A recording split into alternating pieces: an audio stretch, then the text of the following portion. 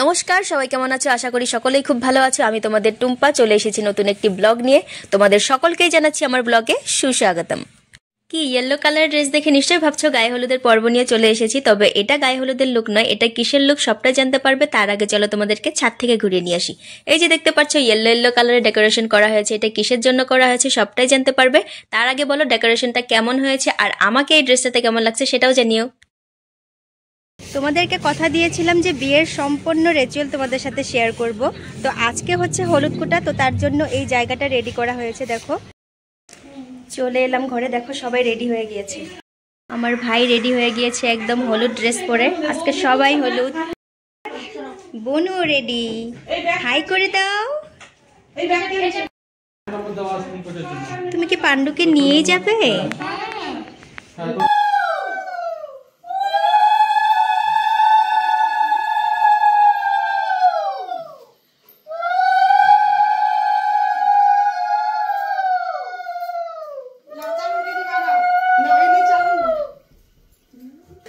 শঙ্খ বাজা তোরা হলুদ মিলে চলে এলাম আমরা ছাদে। এবারে আয়োরা মিলে কুটবে হলুদ, আর সেই হলুদে হবে দামনির গায়ে হলুদ। তবে সেটা আজকে নয়, আজকে শুধুই হলুদ কোটা।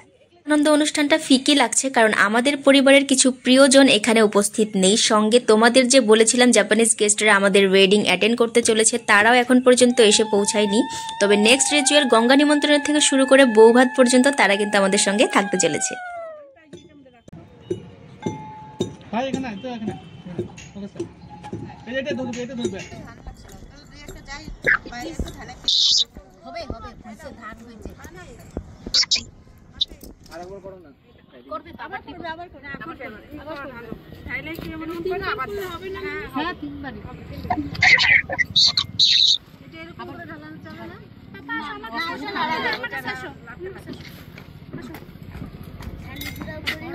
আগে আসতে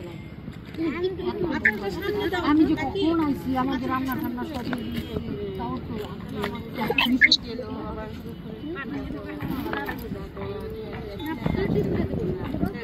আমি নাকি আশা বললাম বউ নিয়ে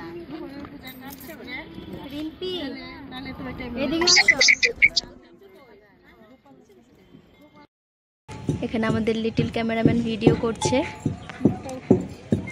আর হলুদটা প্রায় কমপ্লিট হয়ে গেল।